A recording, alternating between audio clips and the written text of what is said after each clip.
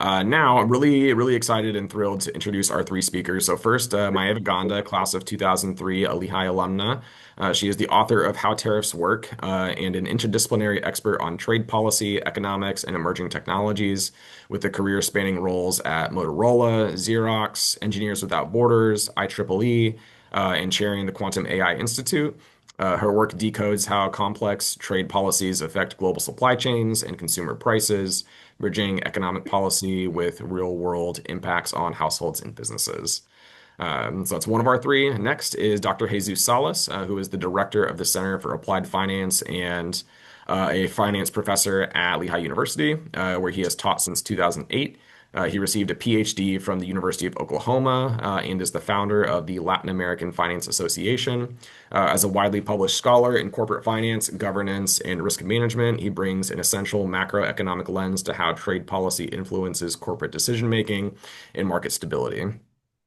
And last but certainly not least is Hans Zhang, who is a 2010 alum of Lehigh.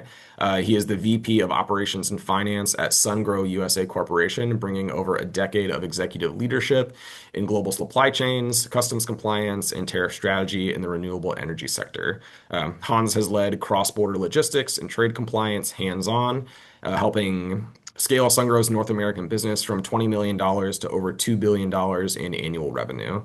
He holds degrees from both Lehigh and from Wharton and is a CFA charter holder. So to our panelists, welcome. Thank you guys for being here. Thank you, Thank Bryce. you. Thank you very much, Bryce. All right, wonderful.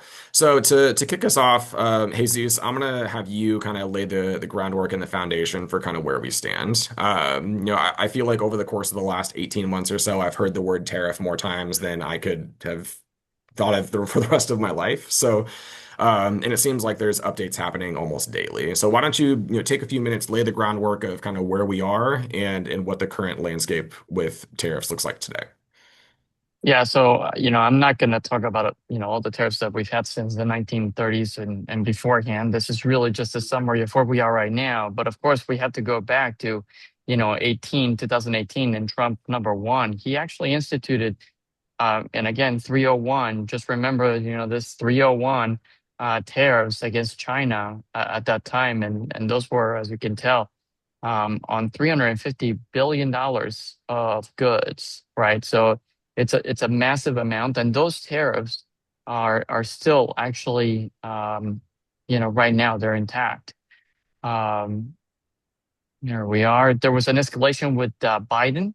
I don't know if you all remember, but we don't like Chinese electric vehicles, and so we blocked those in the U.S. We also don't like solar panels from China, and so we blocked those as well.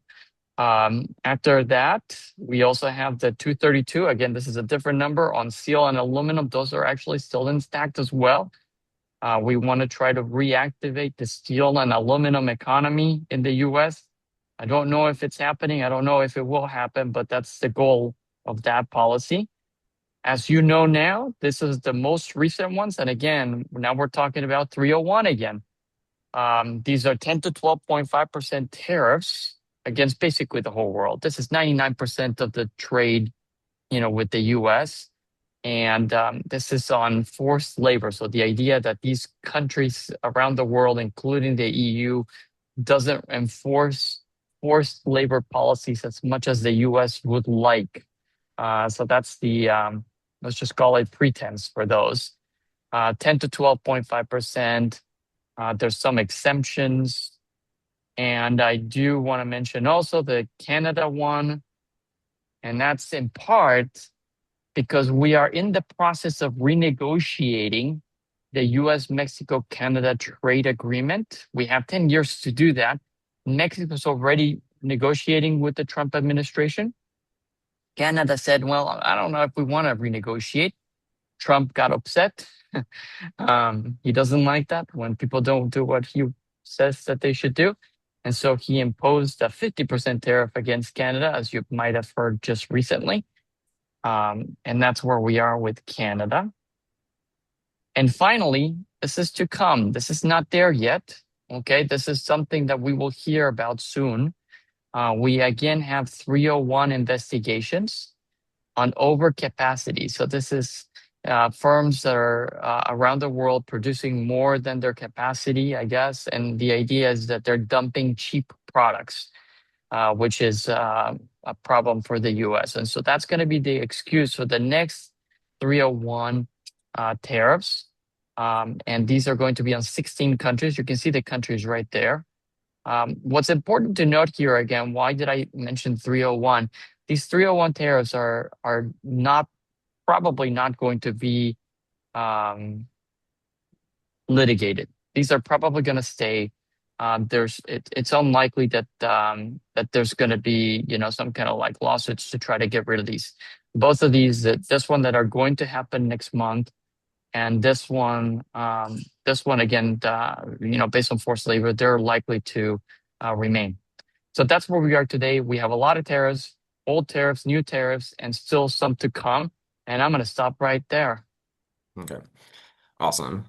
So Hans Maeva, kind of with that lens and kind of that foundation, how are you guys seeing the impacts of the application of all of these tariffs in the work that you do? So Hans, I'll start with you from the kind of business and industrial side, being a manufacturer and a business in the energy sector. We were just talking about, the work with China is directly related to the work that you do here. So how are you seeing the impacts in the business model with your shareholders and your stakeholders? Like, what does that look like from your lens? Yeah, so tariff are rarely absorbed by a single party, right? Like when tariff hits, everyone is on alert, including our customer, ourselves, our, upper supply chain. Everyone's nervous about it because someone's going to pay, right? Like we always ask the question, who actually, pay the tariff, but everyone does. So I've been busy, like, thanks to Professor Salas' introduction, all these changes that happened in the past year and a half, we literally have a spreadsheet that's like it's too small to read just to track how every entry is gonna be impacted by what kind of tariff, and we have to communicate that to our end customer real time. Mhm. So as you can imagine, that introduced a lot of like a friction into us do business. And in grand scheme of things, we communicate with the customer actively because we definitely expect our customer to absorb a big chunk of the tariff impact because we sell to B businesses. So oftentimes we'll achieve those by just through some sort of change order from the original contract we signed. Or we could have a change of law clause in the contract where everyone understand that tariff could be an implication down the road, even though it's not in the current pricing. Mhm. So with all these dynamic, change in price, including from the Section 122 tariff 10% to 12.5 through Section 301, even that 2.5% put incredibly like a big operation burden on the business. So I've been busy for the past week, essentially communicating with the customer, say, hey, these customers are not impacted. Oh, sorry, these contracts are not impacted. These contracts are impacted. So like definitely, add a lot of friction to do business when you have international trade involved. Yeah, and I can imagine for your compliance teams and all of the contract negotiations that are happening, with those seemingly daily changes to the contracts, that I mean, the language must be very difficult to navigate. And like, how regularly on a ballpark would you guys say that you're having to go to customers and notify them of those changes? Is it on a daily basis, a weekly basis? I can imagine that must take a massive amount of time. Oh, absolutely. It's absolutely daily because we have many customers, and it does take time to explain the implication of the tariff. It's meetings back to back, and there's a lot of calculation in the background to make sure that they don't feel like they're being overcharged or like yeah. So definitely it's on a daily level just because the tariff is changing very rapidly. I think when Professor Salas mentioned about the 232, that the steel aluminum tariff also impacted our product, and obviously 301, and all these solar related tariff also impact our peer company, where we'll raise question with our customer talking to us. So tariff essentially becomes, it more from like maybe 10% of my day work to like 80% of my day work these days. So just how big that impact that is. Yeah. Yeah, absolutely. So, and Maeva, from your perspective, like how is this being presented from a policy standpoint? Obviously, there's been discussions around, tariffs being implemented to bring manufacturing back to the U.S. As Hans just, stated for us, there's massive pricing impacts on, the businesses that are absorbing those from the supply chain to the products that they're producing from that. So what are your reflections from the last couple of years, and how has your work been affected from a policy standpoint? Well, historically, price transmission took, roughly, it could take 6 to 9 months as pre-tariff inventory cleared through our distribution channels. However, given the dynamic environment that we currently live in, um, revenue management systems have needed to compress that delay significantly. So what I'm seeing is retail pricing now literally calculating replacement inventory at a much higher pace than historical. Our pricing models have significantly changed, and we can no longer basically rely on the mechanism that we previously used. And also planning has significantly shifted just due to, as Jesus mentioned, just due to the dynamic, just to the officials that are currently, just the way everything's being navigated in recent times from day to day. There's no way to know what can abruptly shift with the tariff schedules.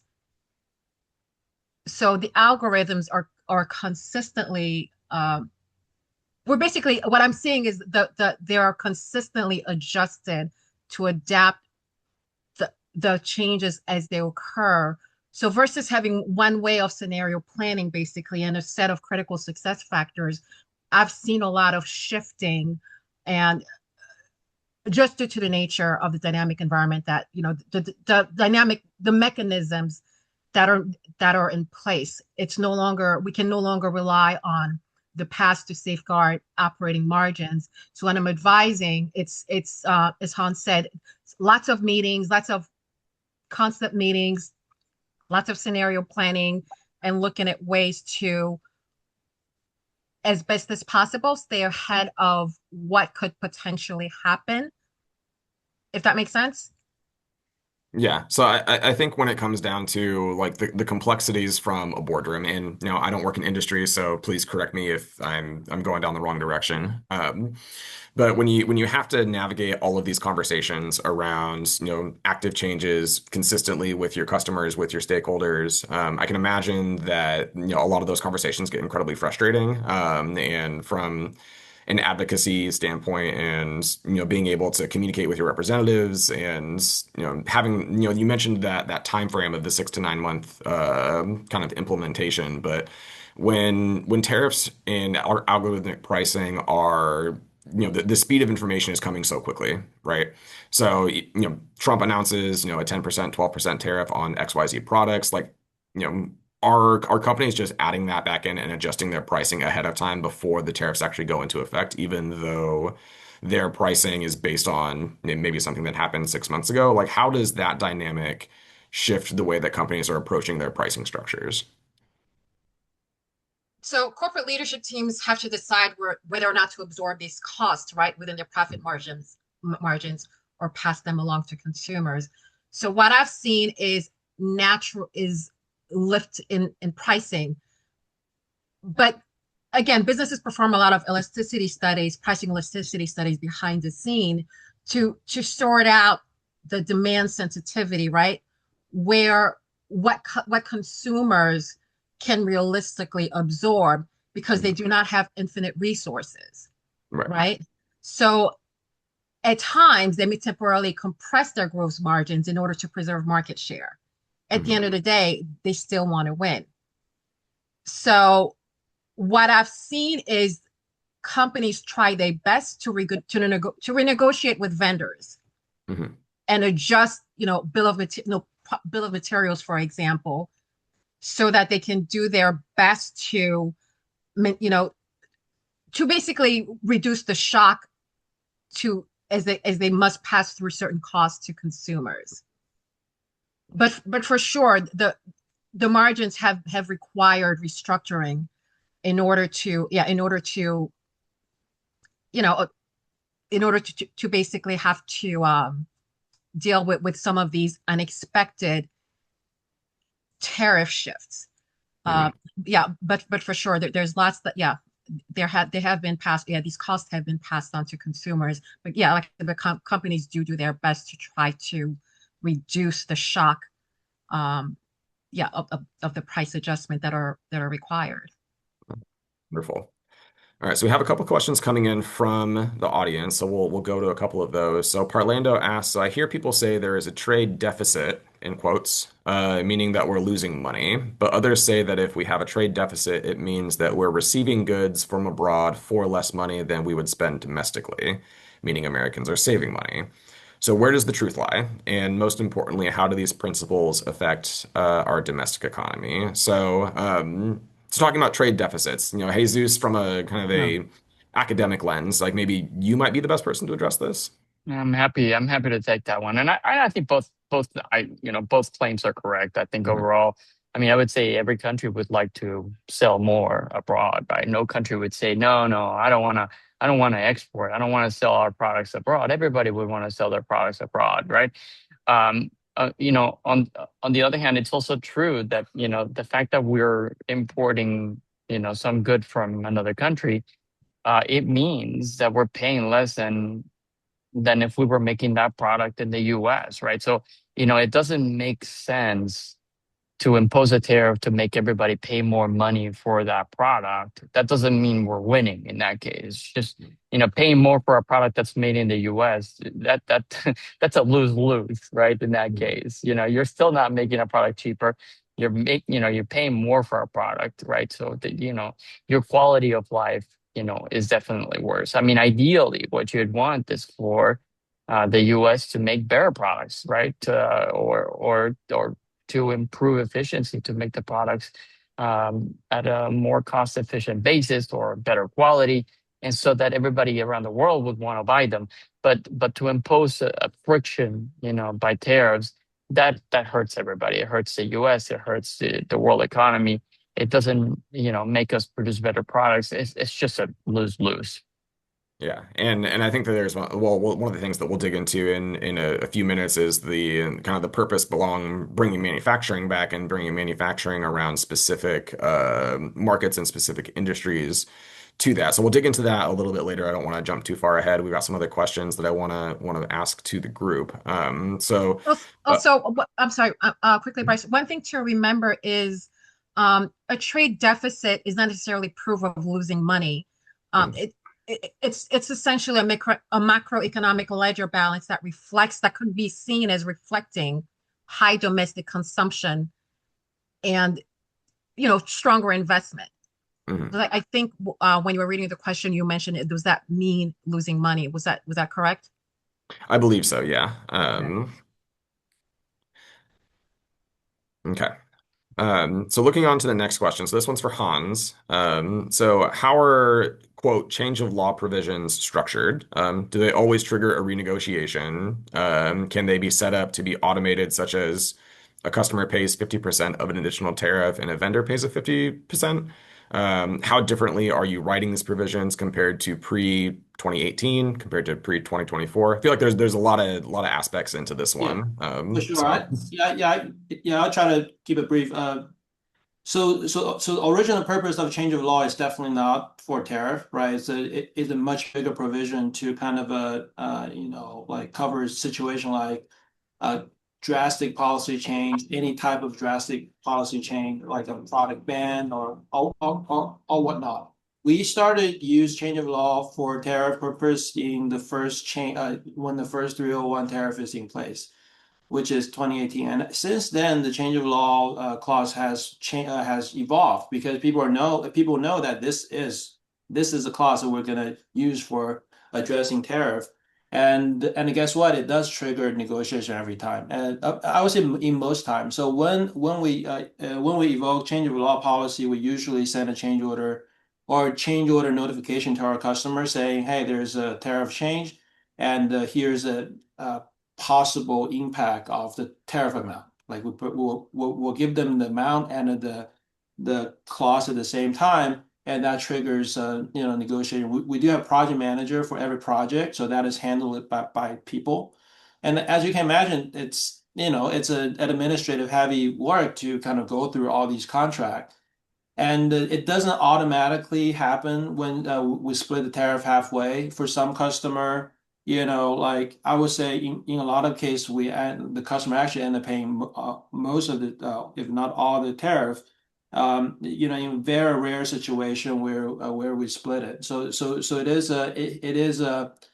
is act of negotiation, but the provision essentially give us the window to start a negotiation.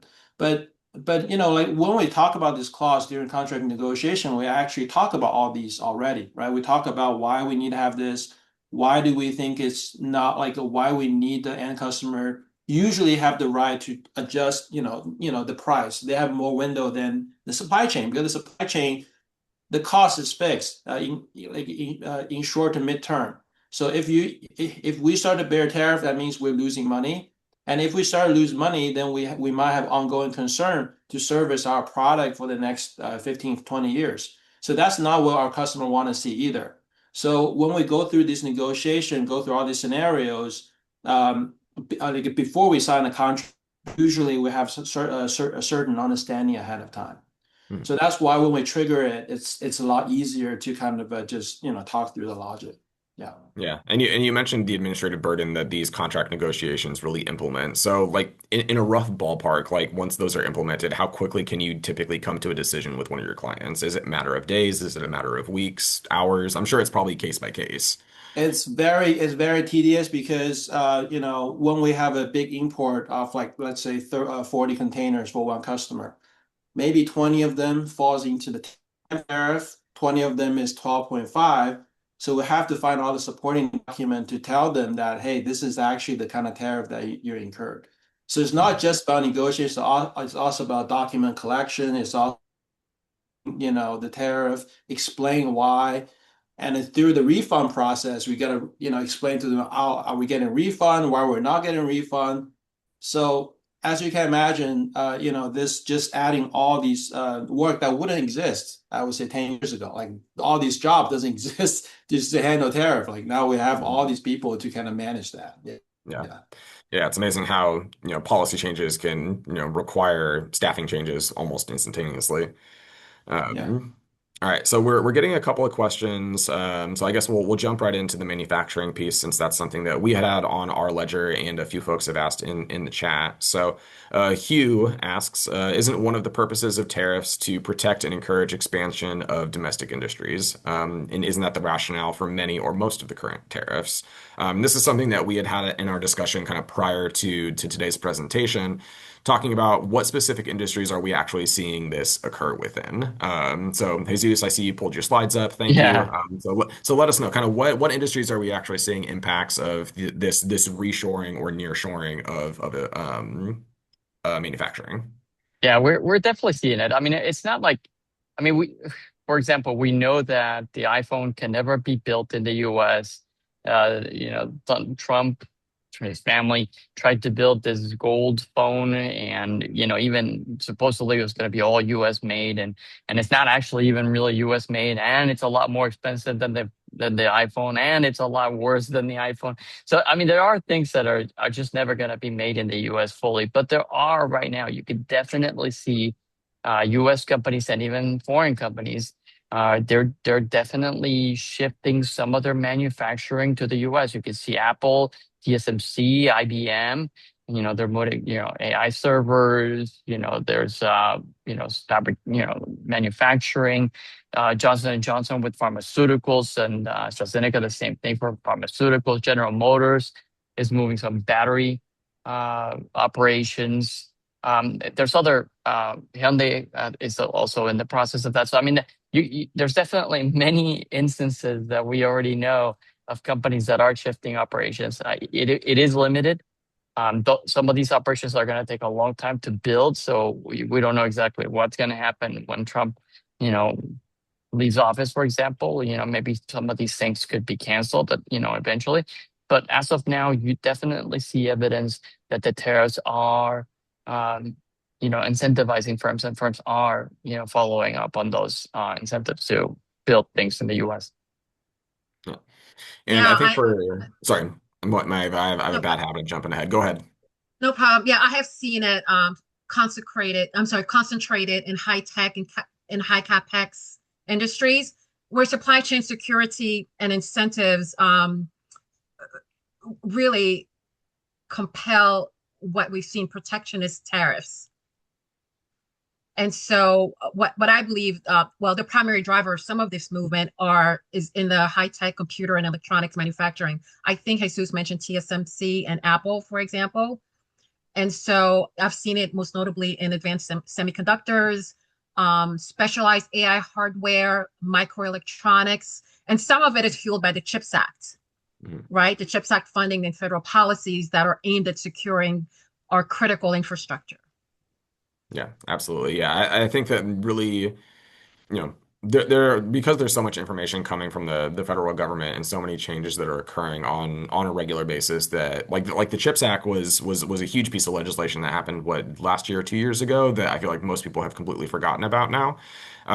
So having that focus and really trying to identify industries and topics and products that we can build data centers on and develop some more internal domestic manufacturing is essential. But I feel like there's aspects of that kind of get forgotten about or overlooked when it comes to these policies. Hans, I see you kind of nodding your head around that. Do you have any thoughts around the CHIPS Acts and maybe some of those pieces? Yeah, I think like the policy that we're seeing in the market, it's not just tariff, right? I think Mhm. tariff is a piece of the toolbox that's used to encourage domestic manufacturing. And I think, when you think about like the tariff on Europe or Southeast Asia, 10%, 12.5%, I would argue that's probably not even enough to encourage domestic manufacturing. I think the bigger one, like the CHIP Act, definitely force that. But if I'm a manufacturer, I have all these elements coming to consideration. One of the best, like a better argue, what I really think one of the big benefit of manufacturing in the U.S. is I don't need to think about all these tariff changes, right? Mhm. Like so, an administrative burden all of a sudden drop a lot. The dollar itself, like 10%, 12%, like it's okay. But obviously, when you talk about China, it's a 25% 301 plus, like another 10%, you're in 30, 40 like frame, or you're like EV 100%, or solar panel 50%. Those are burdensome enough for me to think about making, like shifting production to the US. So, like in those industry, solar specifically, you are seeing the domestic, solar panel production is ramping up like crazy for the past 5, 6 years, and I think it's currently actually having enough almost having enough capacity to supply the domestic market. So I think that's actually a winning. If you argue that's a winning case of like bringing the manufacturing back in the U.S. So that was very successful. But I think for some other industry, you don't see that, right? EV is one that you don't see manufacturing coming to the U.S. You Mhm. see Tesla is staying here. You see like the GM here. You see the U.S. manufacturer here, but you don't see any foreign manufacturer coming to the U.S. The main reason I think is on top of tariff, you have other policy uncertainty that certain manufacturers just cannot make their decision to move their production here.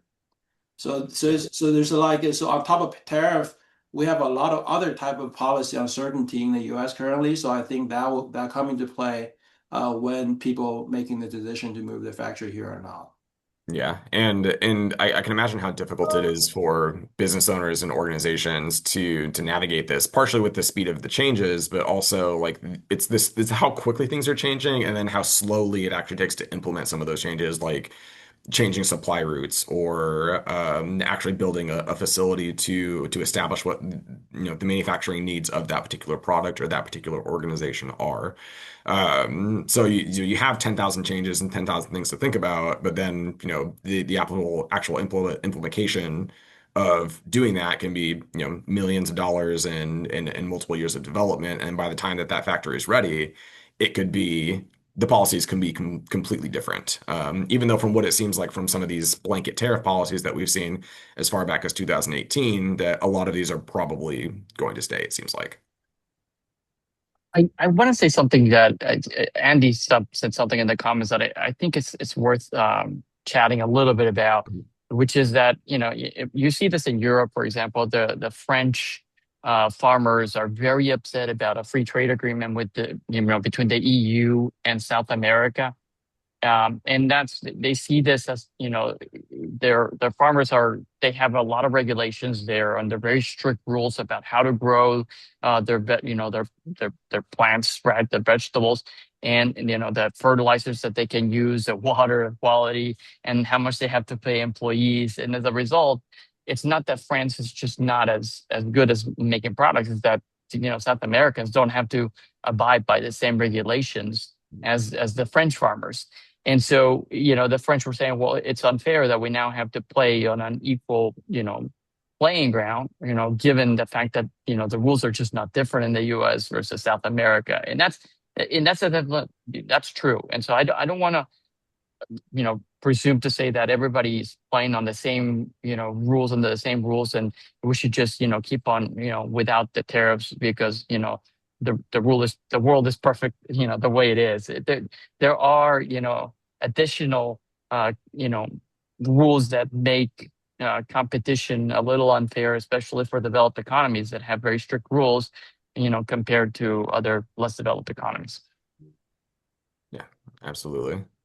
Um, okay. Hans, Maeva, anything to add there? But he mentioned the question. Can you I'm sorry, Jesus, you said you were responding to somebody's specific question, but I didn't catch the person's name. Can Yeah. Yeah, you Andy Stump. Yeah. So I'll read off his sorry. his Yeah, comment in the it was a lot more complex, but yes. yeah. Yeah, so yeah, it's so your analysis presented assumes trade occurs on a level playing field. How does your framework account for countries that use subsidies, state owner enterprises, below cost pricing, forced labor, and currency rate management to gain long-term advantages? Aren't tariffs a response to try and correct for these unfair situations? Yeah, that's a lot of factors, and I think using one piece to cover all of those is maybe simplistic, but I'm not the expert here.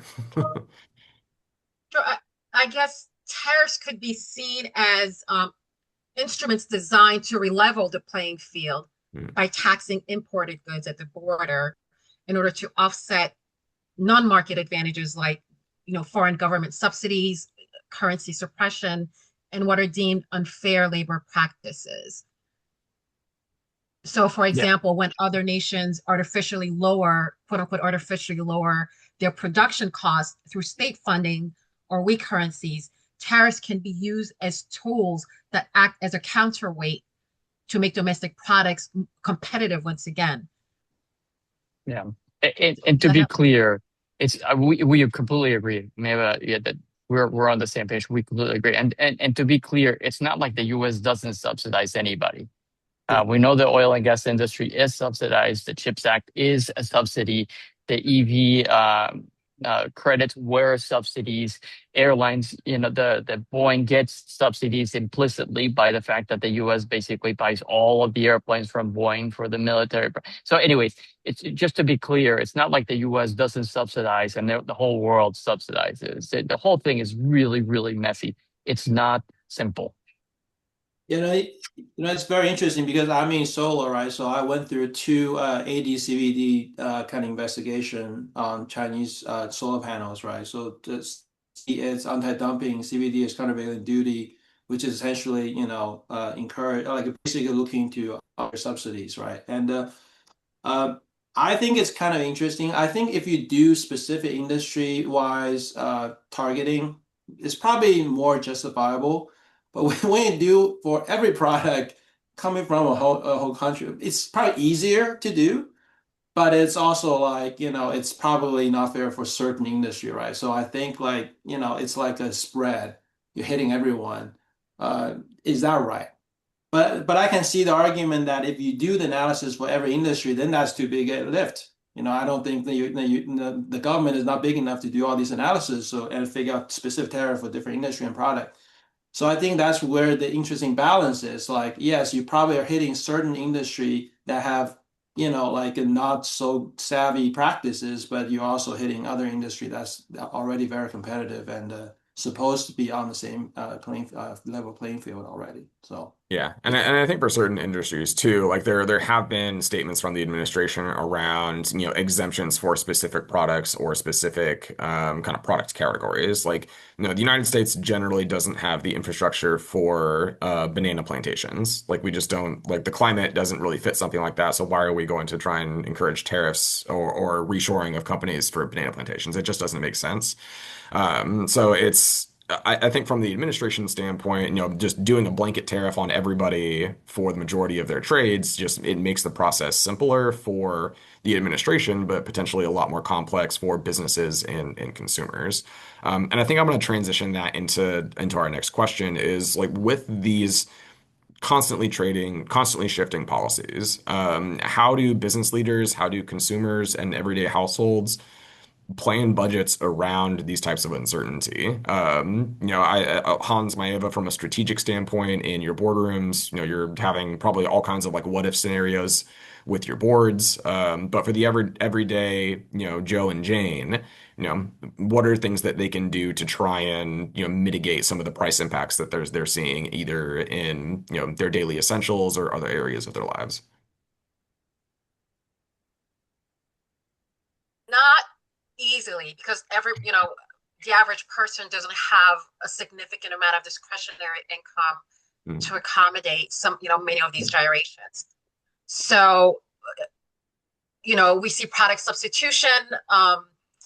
Some, basically choose to purchase, like corporations, strategic timing, or, shifting to, you know, basically they many have to alter how they budget and how they choose to purchase, because yeah, it's necessary. Many shift to white label, or well, what's known here in the US as store brands, shifting away from imported name brands toward retailer or goods, or quote unquote private label goods, where retailers have greater leverage to absorb some of those wholesale price shocks.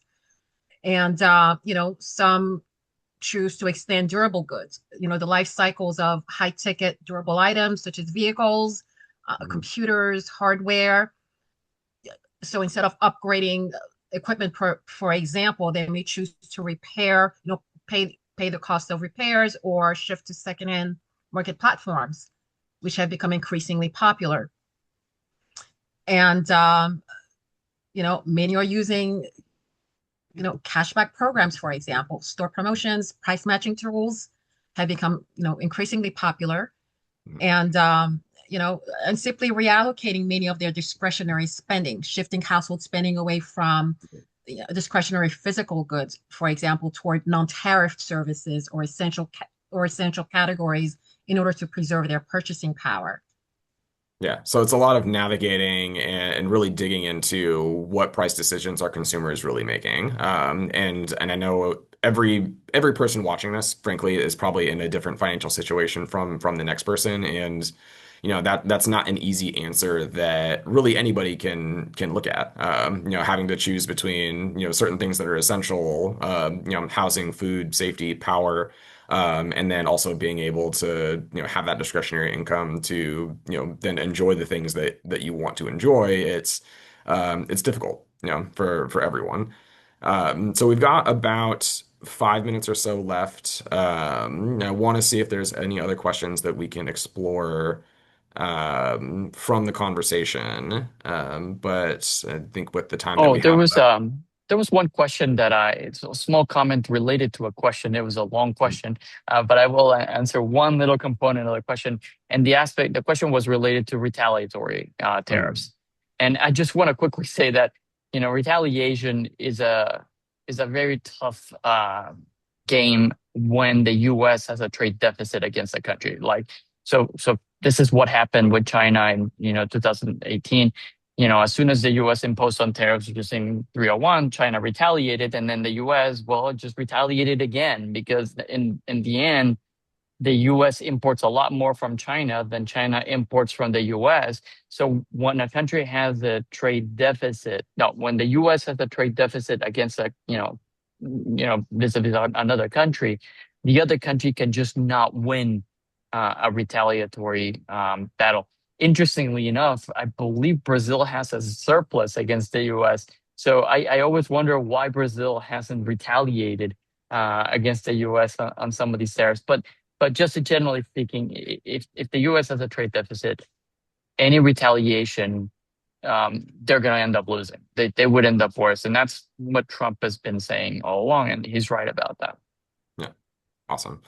So I think for one final question that we'll take from the audience. So Brian asked, this is kind of a long paragraph, so I'm going to try and work through it. So can you talk about the more positive aspects of tariffs, more U.S. workers paying into Social Security, lower unemployment costs, lower Medicare costs, assuming insurance costs are through a U.S. company, national security with U.S. saving manufacturing.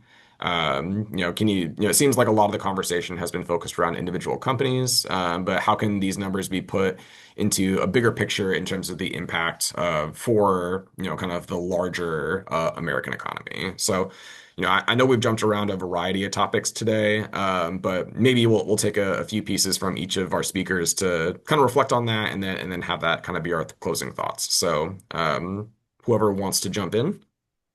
I mean, I guess Sure. this. Yeah, go ahead, Bailey. Sure. Some of their positive aspects lie in their ability to serve as, powerful instruments for industrial revitalization, for example. And I think the individual mentioned national security. So national security protection is key, as well as trade policy leverage. So by raising the relative cost of foreign imports, tariffs can be used to create a protective price shield, in effect, that incentivize domestic capital investment, as well as encourage many of our multinational enterprises to reshore manufacturing, which is, seen as opportunities to create jobs, local jobs, and to build localized supply chain ecosystems, which in effect, as I mentioned, a key goal is to also generate jobs, especially in critical sectors such as technology, advanced technologies, clean energy. So crucially, tariffs can act as essential countervailing measures against non-market economic distortions, such as what is or deemed heavy foreign government subsidies or currency suppression. Cool. Hans, what about you? What are your thoughts? Yeah, I'm definitely biased. I mean, I was, part of a global village at the Ayakoga Institute. So when I came to the US, I have a mind of globalization. And we're definitely on the other side of it, right? The other direction. But if you talk about the benefit of, like, I think I already listed a couple, right? So I think the solar panel industry is a good example. I think it's pretty much domesticated right now. It's all the panels made in the US. I think like Maeva said, I think cybersecurity obviously it's going to be. I mean, as is already very challenging already. Both OpenAI and Hugging Face are U.S. company, and they can be hacking each other. So, Yeah.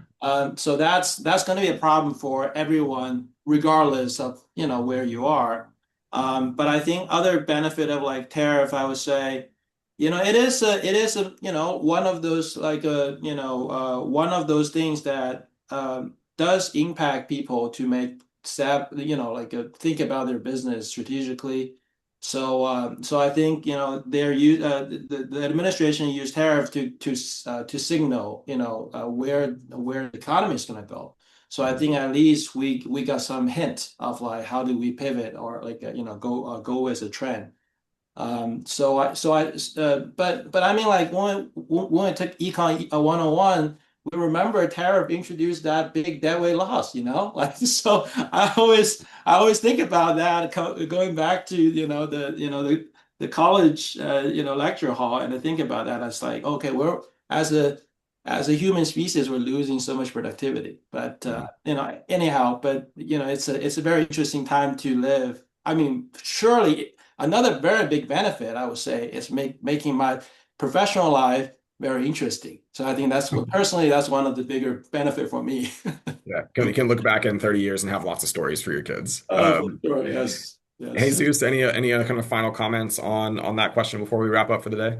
Yeah, just small comment. So yes, I mean, definitely there are going to be employees that are going to be making a lot more money than they were before because of this, right? I mean, there's no question about it. And when they make more money, they also consume more, right? So that's going to reactivate the economy, but of course, you got to compare, whatever the small number of employees that are going to be making more money, compared to, the rest of the US that's paying more for the products and therefore suffering because they're going to have less money, for example, to pay for rent, to pay for internet, to pay for, other things in life. So, even though some people are going to be, benefiting, the rest of the US is who's going to have to pay for cars, who's going to have to pay for computers, who's going to have to pay for, solar panels from, from the US, they're going to suffer. And ultimately, when that's where the debt weight loss comes into play.